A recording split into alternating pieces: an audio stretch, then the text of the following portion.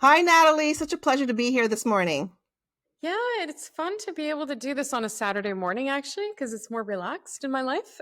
Yes, yes.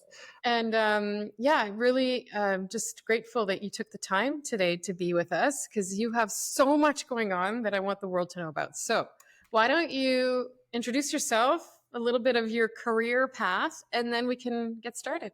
Yeah, absolutely. So I wear several hats, as you Yeah. alluded to. Yeah. I have a lot of passions. The things I'm doing right now is I'm also known as the VP coach. So I create safe spaces for vice presidents and C levels. That's an area that I worked in for a long time as an advisor. When I worked in corporate, I worked at both the Royal Canadian Mint and Canada Mortgage and Housing Corporation within HR. And there I worked a lot with vice presidents. So I got the inside scoop on what's on their mind and the pressure cooker situation they're living in. I also, before that, I started my career at the tender age of 22. I was hired at Coopers and Lybrand, which is now called PricewaterhouseCoopers, Yeah. and that's where I started out. What was funny was I had applied for a job in program evaluation. I wasn't even sure what it was because I was second year university. So I don't think I even heard about HR back then. And yeah, I connected well with the team and I was hired. And then I was one of the first consultants who was hired right out of school, which was kind of neat to work within that environment. I worked in business process engineering, HR, organizational renewal. That was the name of the group. And so it really stoked my passion for understanding how people relate to their work, relate to each other at work, and leadership, of course, which is now my biggest passion. So I founded Light Your Leadership Inc. back in 2020 during the pandemic after having more of a broader based boutique HR firm that worked on any other, different various types of organizational initiatives. And but then I decided to really zero in on leadership because I had burnt out 3 times. So I figured once I unpacked that, I said, okay, well, what is it that I want to focus on? And I realized those burnouts were because of my own self leadership and my need to kind of connect more with that, as well as helping organizational leaders to tune into their employees and support them through that process and know how to engage them without burning them out and getting the best of them. So those are kind of the areas. And in addition to that, I've written a book. It's called Light a Fire in Their Hearts, The Truth About Leadership. And that's basically a work of love, right? So it's love for leaders, love for people in workplaces, and being able to help them to connect with that leader within. And recently, probably in the last few years, I started working with a Kenyan family to establish an NGO. So I also am co-chair of an NGO called Mustakabali Wetu, Our Future. And gladly, Natalie, I'm glad we're going to be chatting more about this because you've been an amazing champion for us. And it's important to give back. So that's another thing that I'm really passionate about. And finally, giving hope. So giving hope to people, especially during these times when there's a lot of negativity around us. I want to help people to connect with hope again. So Mm, yeah, well, powerful message yeah. to connect with hope. Um, so where do we begin? I guess my first question is what drives you? So, like, I mean, I heard so many things, and I don't want to focus it on just one right now. I just want to understand, like, who are you at your essence? Like, what is it that Mm. drives Well, when we talk about essence, I like to go back to my childhood, I guess. And I was a happy kid. Didn't always have it easy for various reasons. I was a daughter, I shouldn't say I was, I am a daughter of Italian immigrants. Growing up in a community, there weren't very many people from different countries there. So, as you can imagine, that feeling of being included and like I belonged was not you? always present. And I think that's what led me to really become passionate about helping create inclusive workplaces for everyone, as well as inclusive communities. So at my essence, I think I'm a person who just wanted to make people happy. And I remember being really young doing that. Again, there were people around me struggling, and I was born fairly optimistic. Of course, I get down once in a while, but I have this ability to kind of lighten things up, and I think that's kind of what.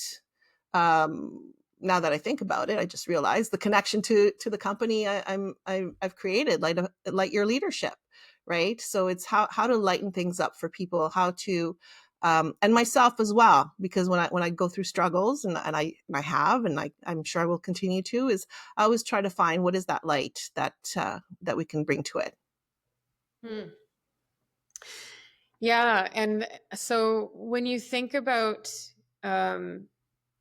what you've been through with burnout 3 times and finding, that source of light for you, I'm sure, because I know a lot of people talk about and have been through burnout. They either fear it, want to avoid it, or have been through it. And what is it that, in 3 times for you? Yeah. So I'm curious to know, like, what part of you brings you to that point, and what have you done to move past it and through it? Oh yeah. Well, I'm a recovering people pleaser and perfectionist, and Okay. every other kind of scenario that might lead someone to burnout. So, yeah, I think it was that, first of all, I was brought up very much in two cultures, right? So the Italian culture was actually three, because daughter of Italians, that was my first language, as Italian. So very much in the culture, um, the food, the get-togethers, everything, right? And then I grew up in a francophone community in Joliette in Quebec. And so then I learned French and became part of the neighborhood, played with the neighborhood kids. My parents were involved in the community. My dad was a cement finisher, had a company, so he was training a lot of people. He brought the trade to the town. And then I went to an English school. So then I had that aspect of it too. And so looking at these three cultures, with the Italian one, I would say would be the dominant one. A lot of people pleasing, like wanting others to feel comfortable, wanting, being a dutiful person, hardworking. Those were the kinds of characteristics we were encouraged to demonstrate, not just by our parents, but just by our culture. And accountability and perfectionism. I remember I was actually on a podcast yesterday, and we were talking about perfectionism, and the person asked me, like, when do you think it started? I'm like, I know exactly when it started. I was washing dishes at 6 years old. I was standing on a chair and I was washing dishes, and my mom came along and, like, oh, there's still grease on this, do it over, so I mean, she didn't know better. She probably thought she was doing me a favor teaching me how to wash dishes properly, right? But yeah, so that those characteristics would show up in the workplace. So I was, high performer, always doing my best. Because I had a talent for writing, which I had an amazing teacher in high school. He taught us how to write really well. His name was Mr. Mehta. And so when I started working at Coopers and Lybrand, then shortly after, I started getting asked to write proposals. So here I was, 22 years old. I was writing major proposals, and then of course, you do your proposal writing, then you need your billable time. So I was doing both. I was working as a research assistant and a research analyst, and then I eventually became a very young consultant and senior consultant. I think I was 24 when I was senior consultant. So I was working a lot of hours. And at the time, I didn't realize that I didn't know how to say no. I didn't know about boundaries. Your boss asks you to do work, you do it. And you maybe have these fantasies that people will notice and intervene. That's not the way it works. You deliver, you get more. And I mean, I had a great team. They were lovely, but we were all in the same boat, right? We were all doing the same kind of heavy lifting. So I left there I was 27 or 28. I had already burnt out once by that age. And that's one of the reasons I left. One of my friends had gone to work at the Mint. And so she said, come on over. And sure enough, it didn't take long for me to start repeating the same thing. Right. Because before I thought, oh, well, it's because of consulting. Well, here I was in another organization where there was more balance, but I was still working a lot. But I didn't stay there very long. I stayed 2 years. I loved it. It was a lot of fun. I was working in human resources, but there was an opportunity at Canada Mortgage and Housing Corporation that was better. It was in terms of the type of work. It was combining both HR and consulting, and it was working with vice presidents. So again, there I was like 29 years old, and I was already working advising vice presidents, and then it was great, until of course what happened again, right? I became a go-to person within the department, and I would just never say no. I would just take everything on. And even worse, Nathalie, is I'd volunteer for more stuff because when somebody asks at a meeting, oh, who could do this? I didn't like that awkward pause. So I would always jump in. Oh, I can do it. Right. So that's why I'm saying when I talk about leadership and burnout, it's like, yes, it's the organizational leader, but it's also ourselves knowing, and first of all, realizing that we can set boundaries. So when I burnt out for the third time, badly in my 30s at CMHC, they hired me a coach because they thought I needed help with time management. So it didn't take very long before Coach Andre, I remember him like it was yesterday, even though it was like 20 years ago. Coach Andre sat me down. He says, okay, tell me what's on your plate, because apparently, you need help with your time management. So I showed him what was on my plate. He goes, yeah, you don't, those 20 files, you don't need help with time management. You need help with saying no. And that was an eye opener for me. I never even considered saying no at work. I'm like, really? Will I get fired? He's like, no. I'll teach you how to do it in a way that is going to bring you respect, actually, and grace, and that you'll be able to negotiate better timelines and priorities and all that stuff.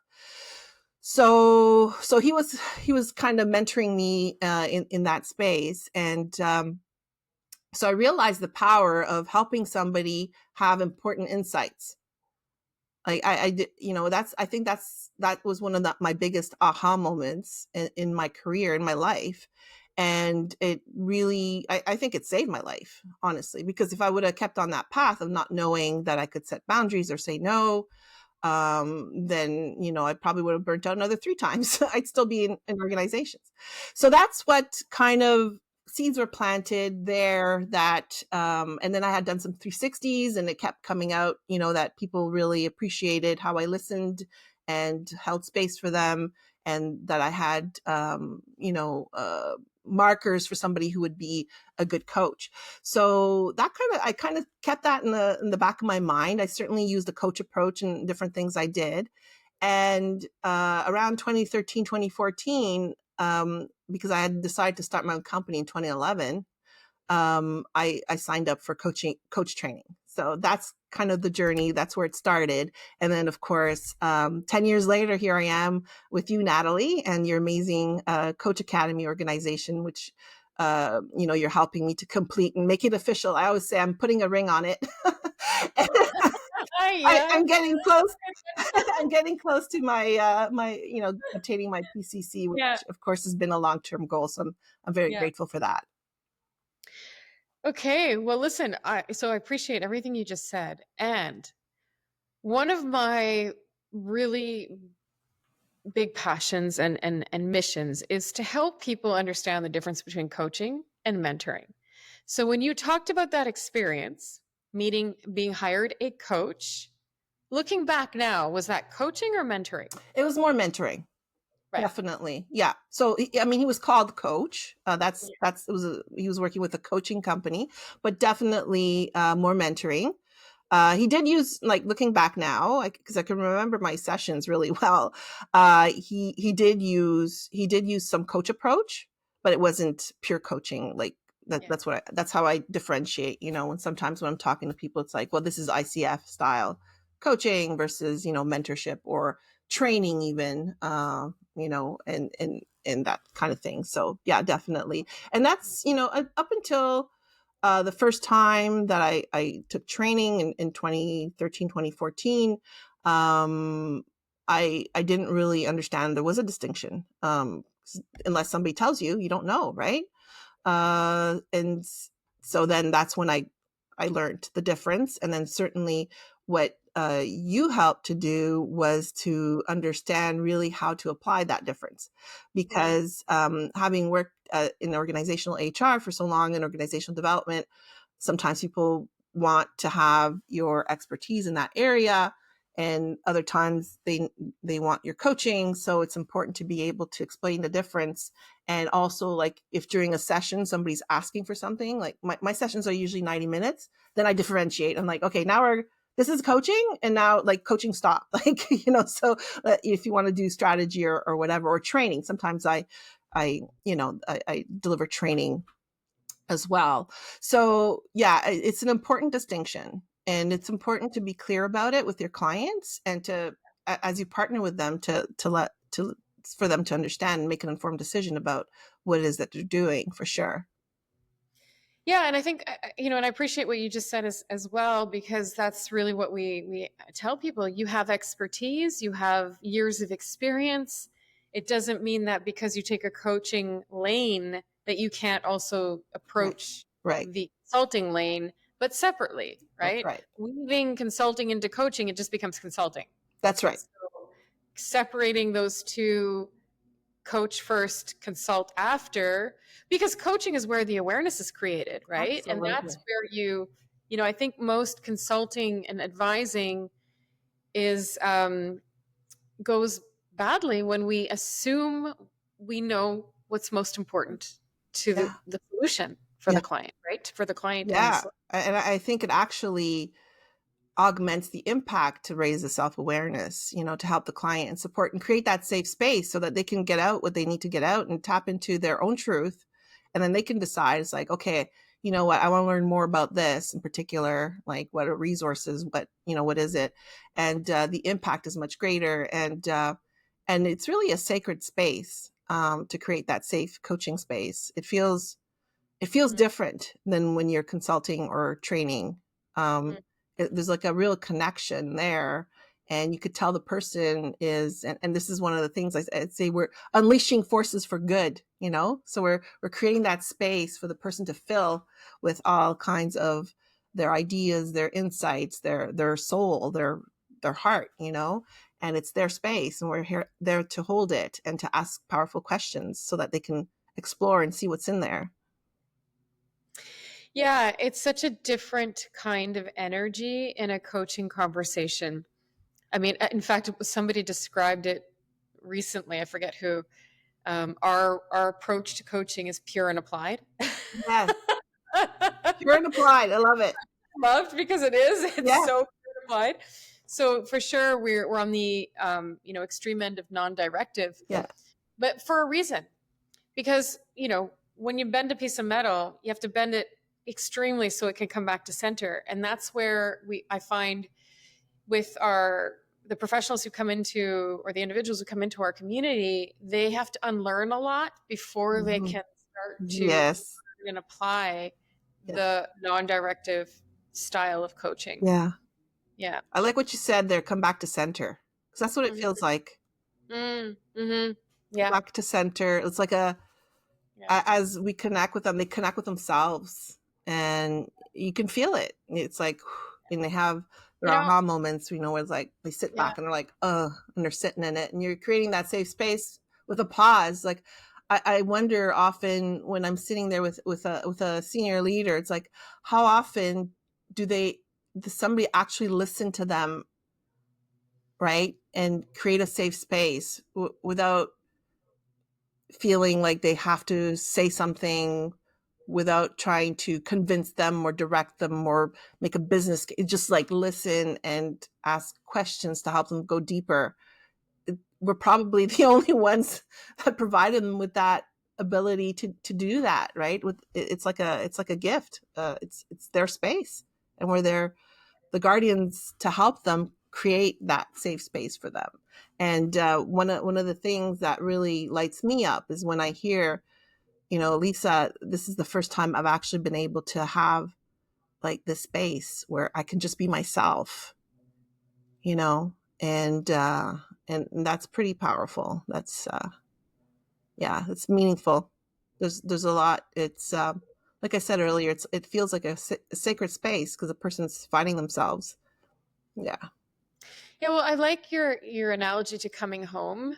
And what that means to me is coming to a place of really getting to know who I am and what matters to me versus what people say I should be, Hmm.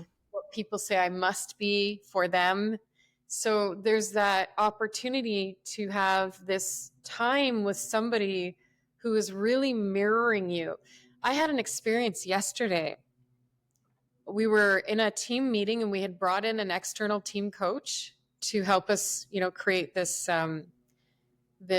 marketing piece that we're working on.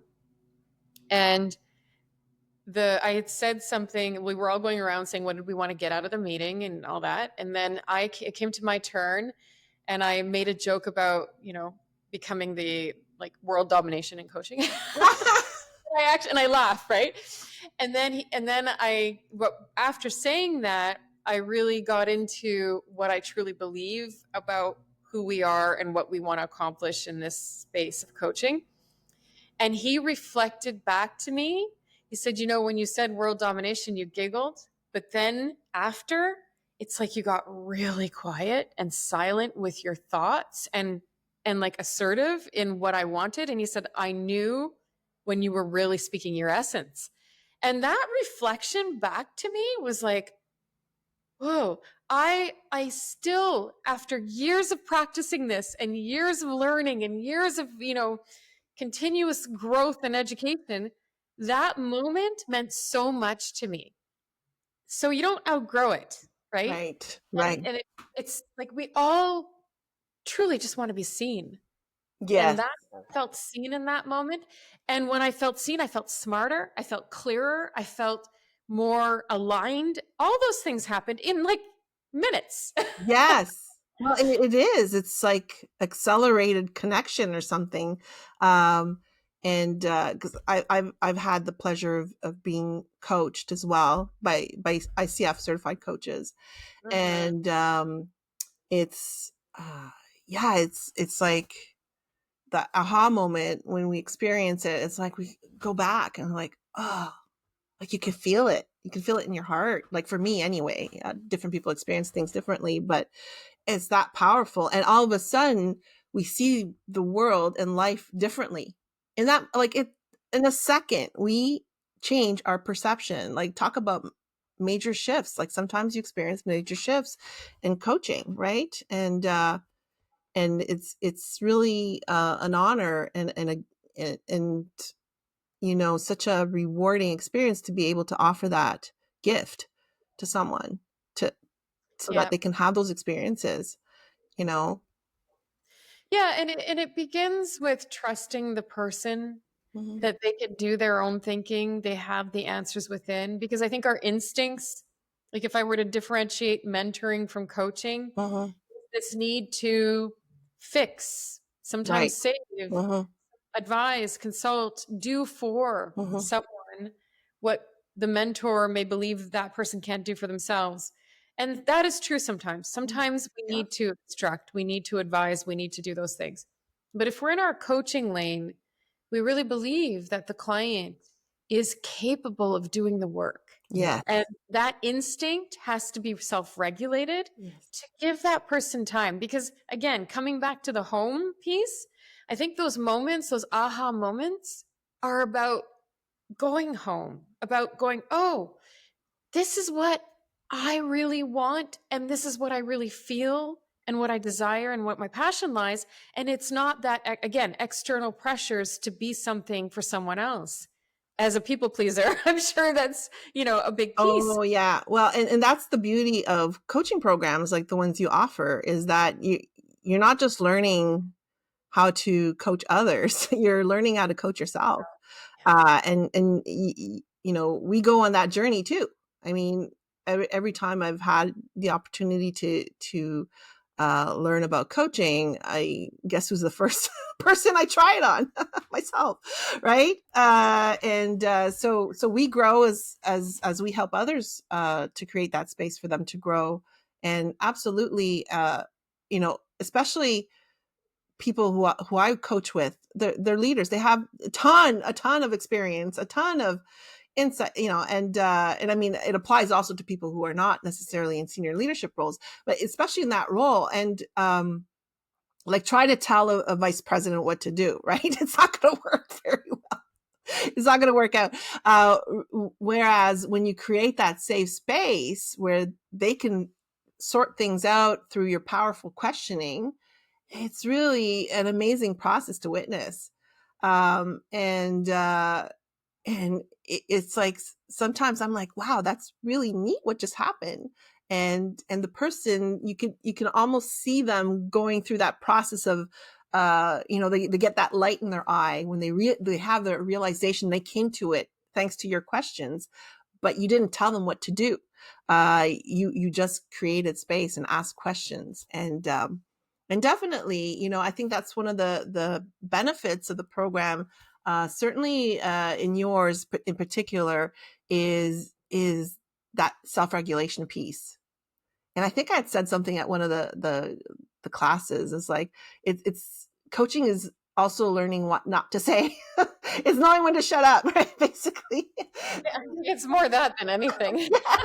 It's learning when to shut up and not to, in the past, I may have, because even though I had a program in 2013, 2014, I'd also taken, people would come into the workplace and teach us, Yeah. different methods, how to listen actively and all that stuff.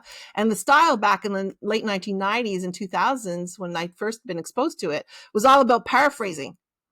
Mm. Oh my gosh. And I hated it. Instinctively, I did not like it. Right. And it's like, okay, which word do I have? Like, oh, it just became confusing. And then it's like, why am I talking when the other person should be talking? Like, it's taking me half an hour to paraphrase, and so I really, really appreciate that in your program. It's like, the less you say, the better.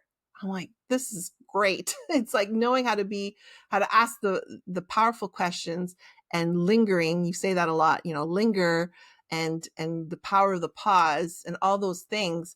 And it's amazing, the technique and the difference. It is more powerful. So it's almost counterintuitive. Like, the less you say, knowing what questions to ask, and then the lingering is actually more powerful than the paraphrasing. Yeah, well, we talk about the 80-20 rule all the time, right? The coach is doing 20% of the talking. Mm-hmm. And I think even in today's world, it's more important than ever because people don't take time to reflect anymore. Yeah. We're constantly bombarded by stimulus. We always have our phones near us, right? Like, we're constantly taking in and assessing and spitting out information. And like, unless we have a practice of meditation, or we, take time to go for a walk without noise, without a podcast in our ears or a book playing, because that's still information. Like, I think coaches create space for people to reflect. Yes. And it's one of the very few places we get to do that anymore. Yeah, absolutely true.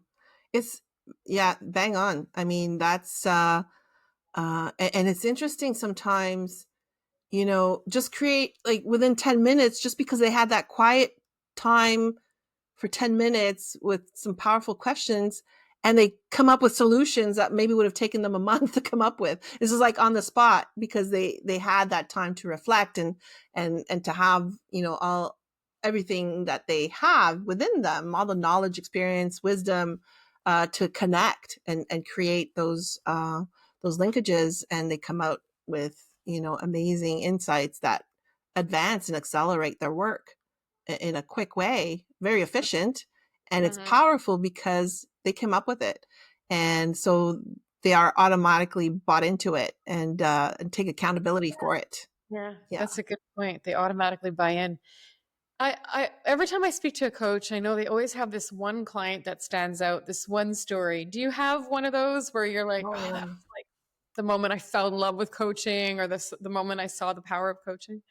Well, I fell in love with coaching a long time ago, but there's a favorite client for sure, and they were in an industry in construction, and they were high level, and you know, they didn't have much space to explore their emotions Mm, in their work. In fact, it was the opposite. They were encouraged to shut them down and all that stuff. And so to have someone in that type of role, it was a very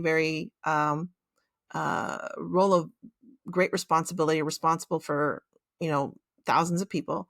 And to to see them explore their emotions for the first time in front of another human being was very powerful. Yeah, and the insights that came from that, and to see them that as they understood their emotions better, then they were making the linkages to what was going on in the workplace and understanding other people's emotions better, and why mm, people were reacting in certain ways it was very powerful, um, to see, I guess, someone's emotional intelligence open up, mhm. someone open their heart, you know, and allow themselves to go in places where maybe they haven't gone into since they were children, you know. So that, to me, that's the one client where it was very powerful, because they came into the program uh completely protective of what was going on inside, and then as they started to open up, their whole life started to open up, and and then all of a sudden they were making decisions from a place of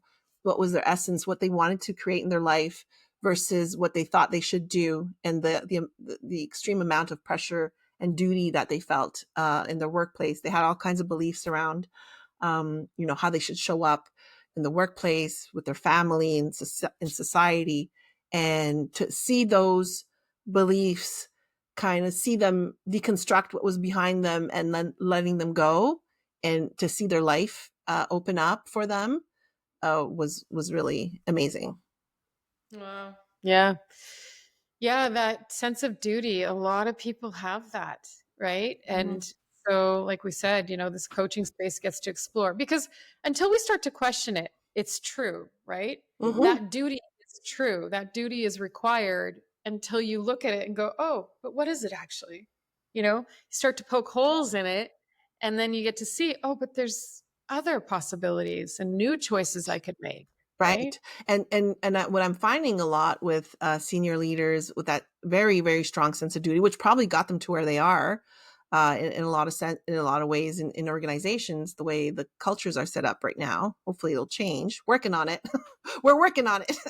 um, but having that sense of duty, and then it's helping them understand the beliefs with those questions. Right? What are the beliefs behind that sense of duty? And it's really cool when they figure out that they don't have to do it all themselves, and that Mm-hmm. not all the accountability is on their shoulders, and that they can let go of some of it, right? And Mm-hmm. to see them kind of letting go piece by piece, and then understanding how they need to engage others to help them, and what that will look like, and how they want to show up in the world as a leader.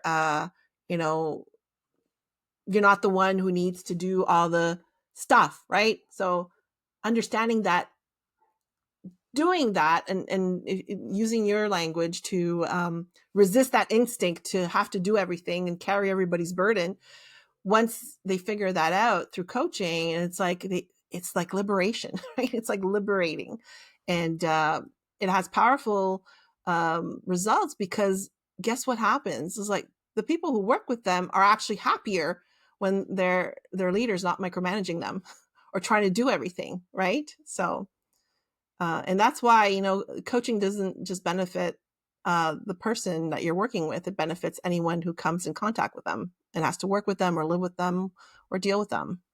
Yeah, I mean, I always say when you grow, others grow around you, Mhm, because it's true. Like your impact has that ripple effect. mhm, And the other thing that you said, which is really important, and we don't talk enough about, we do it in our motivation course, in that like very specialized course of 8 weeks, where we talk about the importance of relationships and how even 10 times removed can influence us. and that it's, and good and bad, but we have to recognize that we live in systems and we're not silos. And so Mm, how do these relationships, and that, the systemic nature of those relationships, how do they affect you and what you decide and what you focus on and where your attention goes? So yeah, that's what I love about coaching is it's expansive, yes. right? And it's like, I think we think that, we're making decisions in this like very tiny context of me without really seeing the Yes. bigger systemic impact of the world, culture, people, you know, work, family, community, how that impacts us and Yeah. how we move. I would suggest that's one of the biggest realizations, um, es- especially when I work with leaders, because so they go up the corporate ladder and Mm, they still feel the same inside, except maybe with more pressure, maybe a little yeah. bit more crusty because they have more pressure, but they still feel like the same person. Hmm. They don't necessarily realize that others around them perceive them differently, and that their actions, their words, the way they show up is amplified.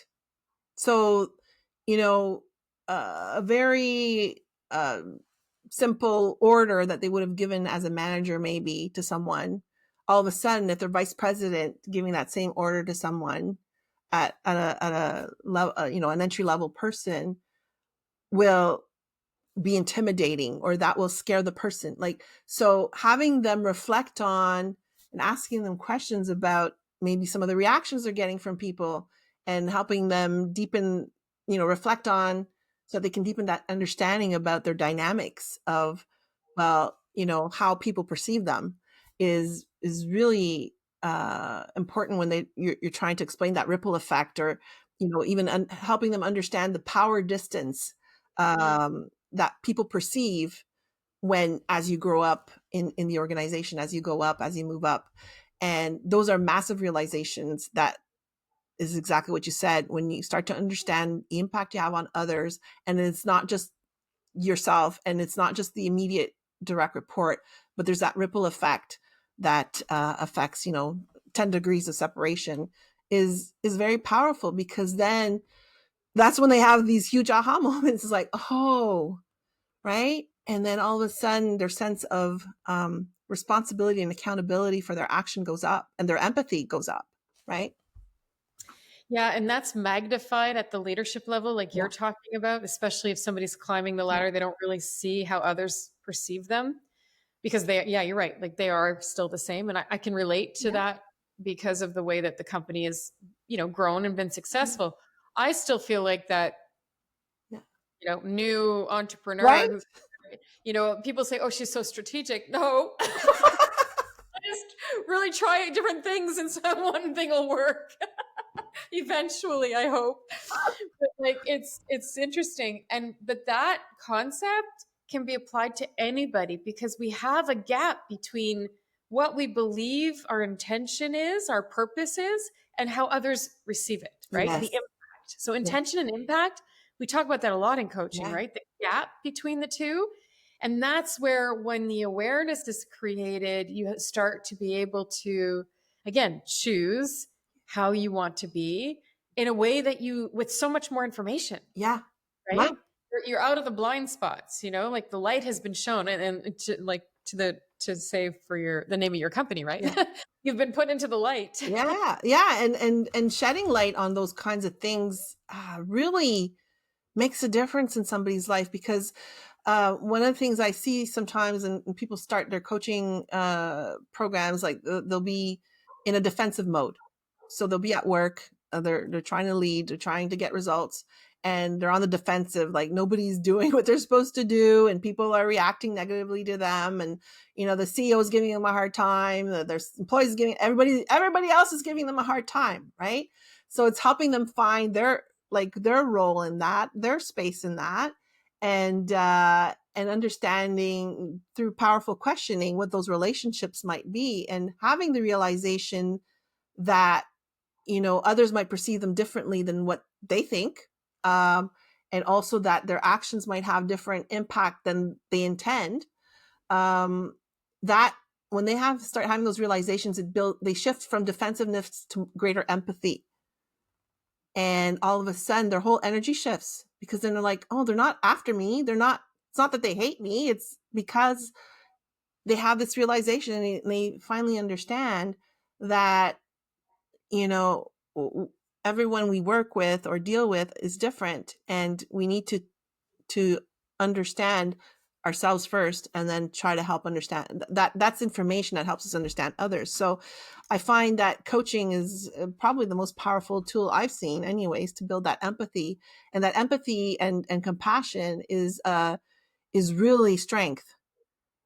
It's strength, because then it helps you to shed your defensiveness and shed your fears, and to show up as a person who can be there for others and lead others and be the best version of yourself. So It's so, so, so true what you're saying. Like, I wish I could shout it out to the world, put it on a billboard, because if we only just allowed ourselves to believe that everybody, no matter how they show up, everybody at some level, different levels for different people, want to be valued, yeah, want to feel like they are a valuable part of something, right? A team, a project, a task, whatever it is. And I think that our fear, defensiveness, as you called it, or even our maybe sometimes our egos, I don't yeah, know, frustration. gets in the way to, and we become protective, Yeah, right? We become territorial, and then we start to push people away because we forget that assumption yeah, that everybody wants to feel valued, and we start to believe other things, right? yeah. So true. 100%. And then if we don't do the work to raise self-awareness, either for ourselves or when we help our clients through creating that space and with powerful questioning, if you don't raise that awareness, then the person's going to see life through that filter, and that's why they become so protective and isolated.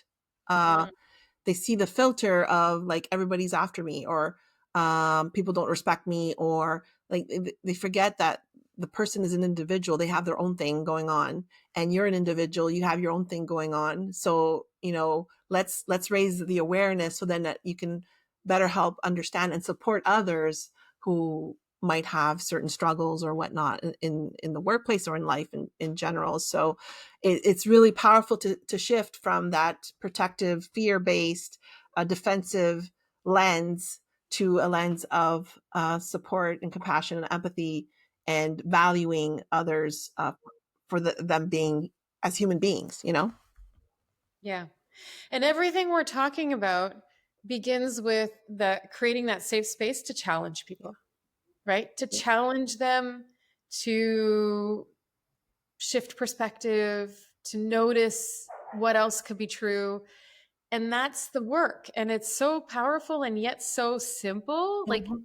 in its essence. I mean, it's not simple because we're not taught to communicate in this way and to be with people in this way, right? We're taught to have the answers. We're taught that contributing value is, having answers and raising your hand in school and getting the good grades and all the things, right? We're always evaluated by how much we know. Right, right. Yet we have to kind of unlearn that. Right. And maybe we should start evaluating based on how well we listen and create safe space. Yeah. Right, right. So take me to your book. You wrote a book, Yeah. and that's pretty significant because it's a really crazy task that I'm one day going to consider, but not yet. What, if you look back at that whole experience, what did you learn about yourself? So much. So much. It was a long experience. When I got Tell me the title again. it's Sorry, just called Light a Fire in Their Hearts, right. The Truth About Leadership. And of course, truth is not an absolute. It's like everybody figuring out what their truth is, right? And this labor of love, it's interesting. So I got if you look back, like, okay, what was the moment that I decided this? So I'm also a certified passion test facilitator. And so I went to the certification weekend. It was back in 2013.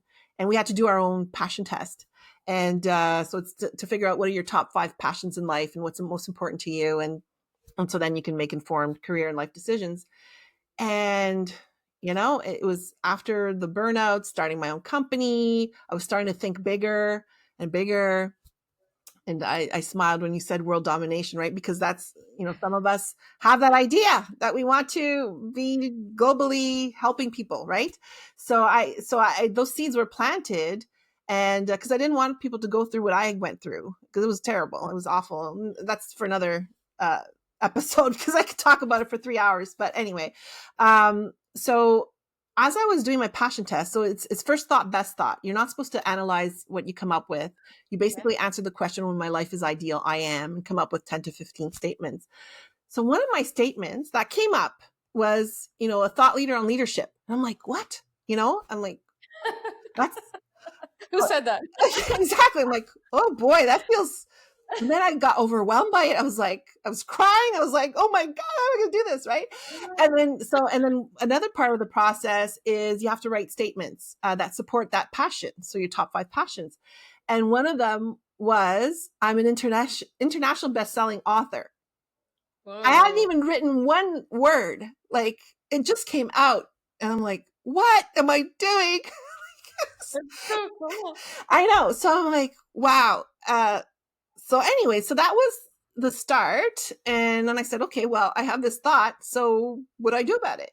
And so then I started the process of writing. And actually, and this is really cute if we have time. How I got the idea for the book was I had a dream one morning. So it was early in the morning, and I woke up with this idea to write a children's book. And through the book was the main character, let's call the character Michael, was going around interviewing leaders for their assignment to figure out what's the truth about leadership. And as they were going through, they were learning about management by walking around. They were learning about engagement, TQM. I mean, I'm aging myself, but anyways. And at the end, the little boy's sitting at a Tim Hortons, because we're Canadian, and then he's trying to figure out, because something was missing, and the older gentleman, who in my mind was my one of my favorite bosses, came and said, "Young man, you seem confused or perturbed. What's going on?" And then he said, well, I did this homework, I did this assignment about leadership, but I still feel like there's something missing. What do you need to do to motivate people and engage them? And he said, well, in order to motivate and engage them, you need to light a fire in their hearts. Oh. So that was how I came up with the title. Oh, wow. Yeah. Yeah, one morning. One morning. And a lot of tears later. One morning. So then once I had that idea, then I thought, okay, so I worked in consulting. I used to pump out proposals like 100 pages in a week was nothing, right? So I thought, several months, I'll be done, right? 5 years later.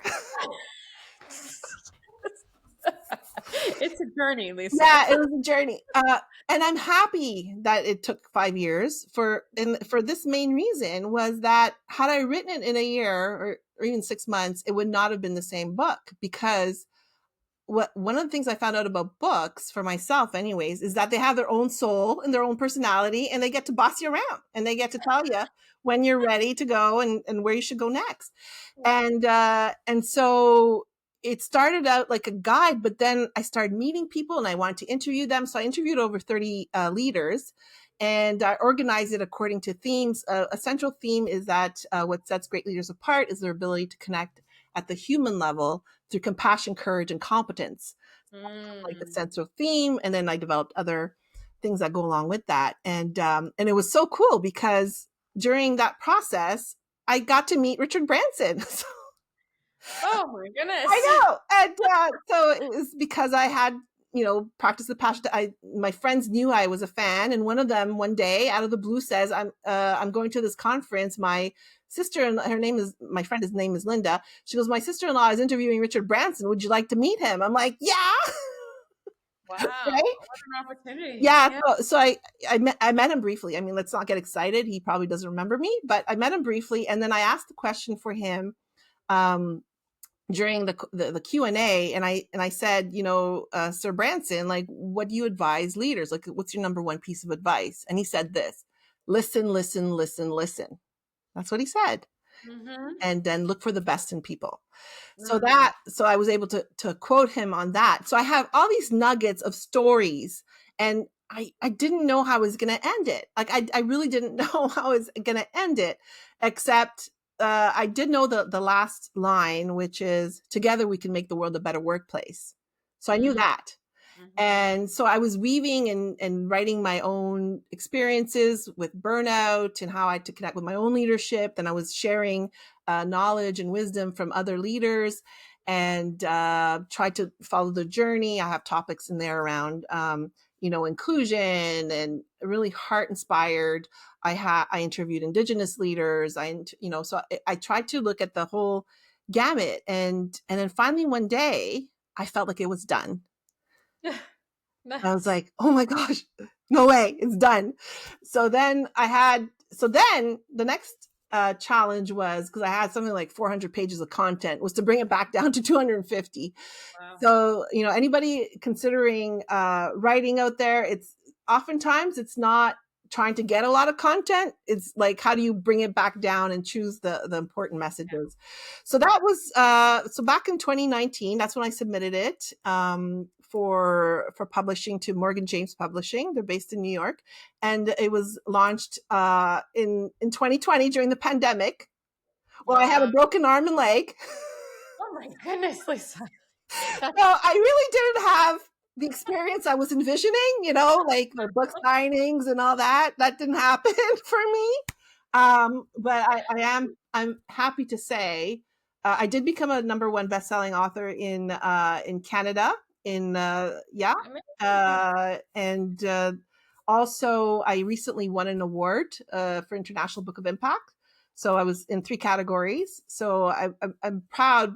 But what makes me most happy is that I hear coaches are using it with their clients, or yeah. So, and it's changed lives. There's this young man in Ghana. So I've given a lot of electronic copies out to people for them to use, especially if they're somehow tied to NGOs or whatnot. So I've given electronic copies, and he wrote to me one day and he said, "Thank you. I read your book. Now I'm a manager in a coffee plantation." I was like, "Oh my god," Kidding. you know. Those are the Uh, best. That's the yeah. So I'm really happy. I'm working on my second book. Again, I thought it was going to take a year, best. but year 4, we're still at it. But it's the book writing journey is as much about sharing, what's important to you with others to help, as much as it is a growth journey for yourself. I mean, I grew a lot in terms of patience, in terms of trusting, in terms of being present and not trying to force things. Um, because I could have sat down. You hear, oh, that I wrote my book in a weekend. That's fantastic. It didn't happen for me. But to understand that, based on the message that you want to put out there, that you're gonna experience certain things that are going to start going into your book, and it's going to write itself. Oh, wow. That's such a great story. Thanks for sharing. And congratulations. That's Thank you. wonderful. I'm sitting here going, how did you get a publisher? Because I think that's one of the things people wonder. It's like, Yeah. how many do you have to pitch, and how long does that Yeah. process? So there's different nowadays, especially. So there's many different ways, all the way from self-publishing to the traditional publishing to the hybrid publishing. And it's all based on your goals. Okay. So one of my pieces of advice is, go out there, do the research, because depending on what your goal is, you might want to choose one over the other. And certainly if anybody wants, to hear my experience with that, that's great. So I got introduced. So the head of Morgan James Publishing, they were one of the first pioneers. They only take 200 or 300 people to publish their books a year, but it's hybrid. So it's kind of like a partnership. I My heard that. goal was, I did not want to give up the rights to my book. Yeah. I wanted to keep all the rights, which I have. That was really important to me. I didn't want to wait 3 years because I mean, I'd already waited 5. So I'm like, okay, I need something faster. Like I'm losing patience now. And because so one of my mentors, he's in the US. His name is Joel D. Roberts. He's a communications guru. He's world renowned, and he knew the head of Morgan James, and he made an introduction, and then they liked my book. And what I liked about them was that they had people who had worked in traditional publishing were the ones who were leading it and working on it. He actually worked on the, have you ever heard of the guerrilla marketing? The whole, Yeah. yeah. Oh, So yeah. he was the Yeah. counterpart. Yeah. So and he was, I liked his values and all that stuff. And I liked that he took the time to actually talk to the authors, right? So how Yeah. often do you get to talk to the CEO of a publishing company? So that lined up with my goals. My second one, though, I do want to self-publish, because I've been down that route. Going for a traditional publisher doesn't really align with me, but some people love that, and of course, it's great. Just know that if you're trying to become a bestseller, because that also, puts you in a certain category that helps you to get the word out even more. You can do that. Like I've seen bestsellers who are self-published. They could be hybrid, or of course, the little more traditional publishing sometimes has a bit more cachet because of the process, but things have changed dramatically. And I actually have some friends who are published, who have become publishers, so now it's more accessible, if you will. It's very accessible, and I think that's great because, again, when people can write books, they're sharing their message. It's a growth journey for them, and anyone who reads their message gets to see a part of their soul, right? So I think it's Yeah. whatever method is, Yeah. as long as it aligns with you. Yeah. Yeah. Well, listen, look, I just noticed the time. this is There's so much to talk about.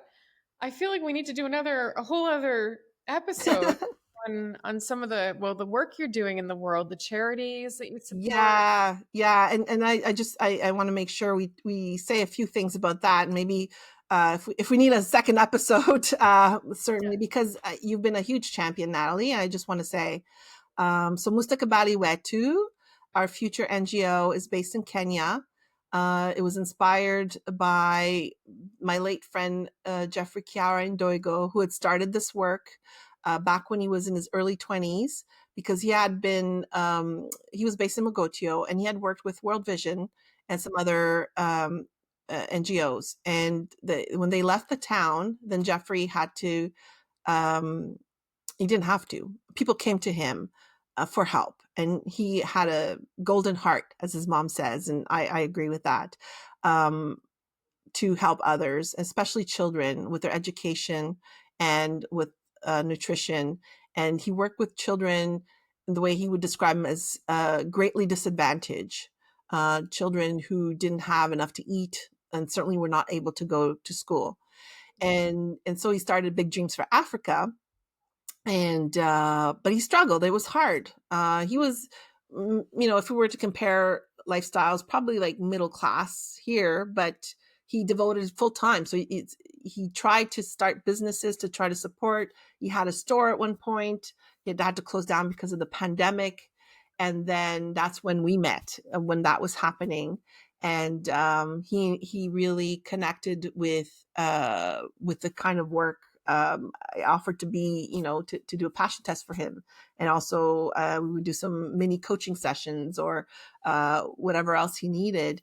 And that's where I found out that he really wanted to be a philanthropist and to help children, not only in his community, but beyond, in Africa and around the world. And so I was working with him on that. I was trying to help to support the kids. And unfortunately, he passed away in 2024. Sorry, he became sick at the end of 2023. He passed Mhm. away January 15th, 2024. And since then, I've been working very closely with his family Mhm. to establish. And we're a certified NGO in Kenya.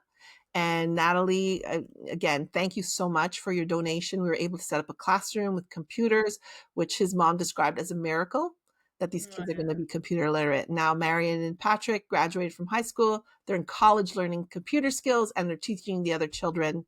and they're all looking forward to us collaborating together to offer them early leadership development, train the trainer programs. So yeah, beautiful people what we're working with, amazing leaders like Christine and the family.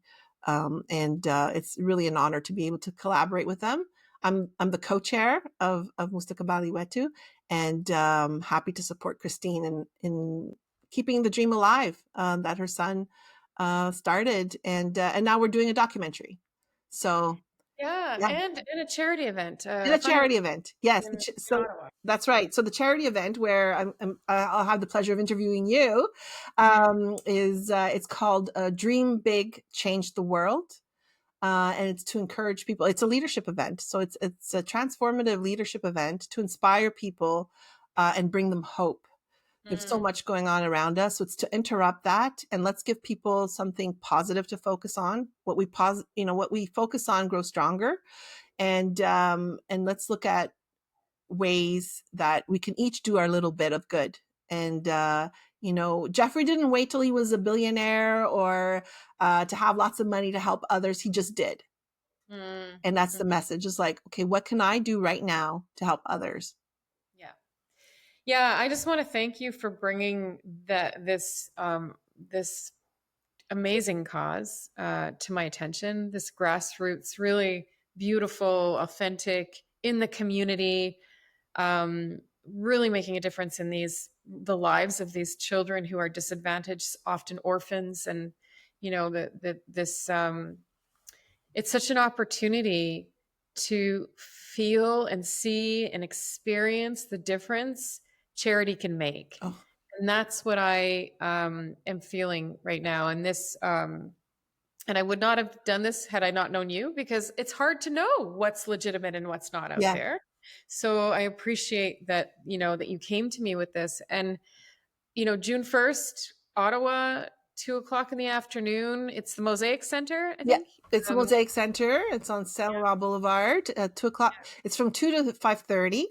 yeah. So we're going to start with Jeffrey's documentary, The Mhm. Rough Cut. So the idea there, again, we're going to dream big, is once we have the event, there's also going to be an event in Mogotio. So Christine is organizing that probably later on in June, because the minister of gender and culture is going to be there. So she's yes. So Senator Cheptumo, who unfortunately also passed away recently, he was our big champion, and he's the one who helped us get the NGO certification Right. process. Okay. So he was a senator, and he came from Ogotio, and he really looked after us. He amazing, another heart of gold. And so his spouse was his partner was also involved in parliament, and now she became appointed as the minister of gender and culture. So they're organizing the event around her schedule, as well as the first lady of Baringo County will be there, so the governor's partner. And um and so we're going to do the documentary, and then we're going to add in those clips, and then we're going to submit it to international film festivals uh, Mhm. for documentaries. Because again, everybody, you're a wonderful example, Natalie. Everybody who hears about Jeffrey's story wants to do good. It's incredible. So it's like, you know what? Let's spread this story in the world, and let's inspire people to do good, and also to feel that, like, when you're helping these causes, like, it fills your heart. So it's not just like one way. Like, there's a huge benefit in a personal growth level to be doing these things, and it really does give hope when you're working on things and you're seeing the results. Especially with, I encourage anyone to do their homework, but to get involved grassroots, because that's where you see the impact. Like, these kids I met 3 years ago, and I'm seeing them grow. Patrick, who is now planning to teach the kids IT skills, and who will be in our leadership program. He used to be so shy; he wouldn't even talk, like, on camera. And now every time he gets a chance, he's going to take that microphone and represent the kids. Same thing with Marion. She started off as a shy young girl, and here she is now. She's stepping up as a leader with the kids, and you talk to them, they're very much like, I'm here to, and I'm going to help my community, right? So there's nothing that feels better than being able to contribute to these kinds of grassroots.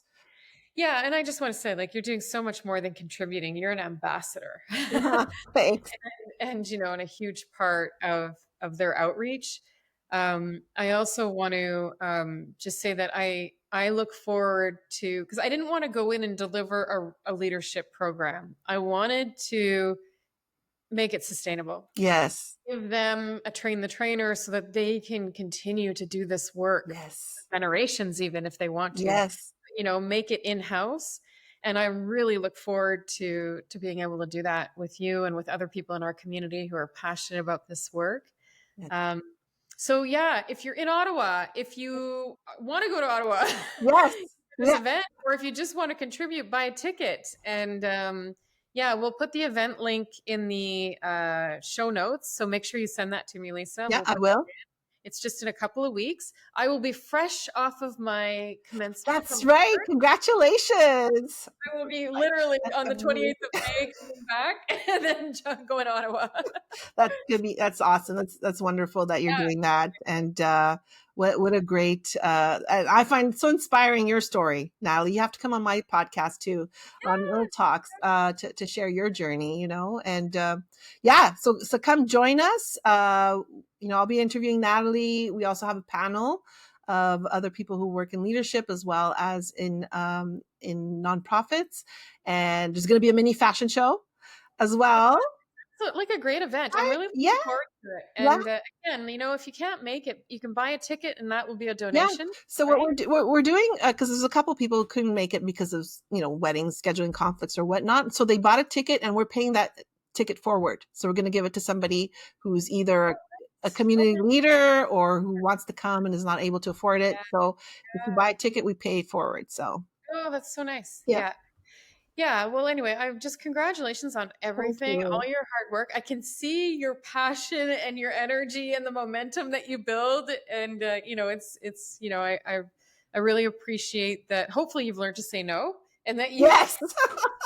continue this momentum and I, not. to use your words, I'm more strategic now.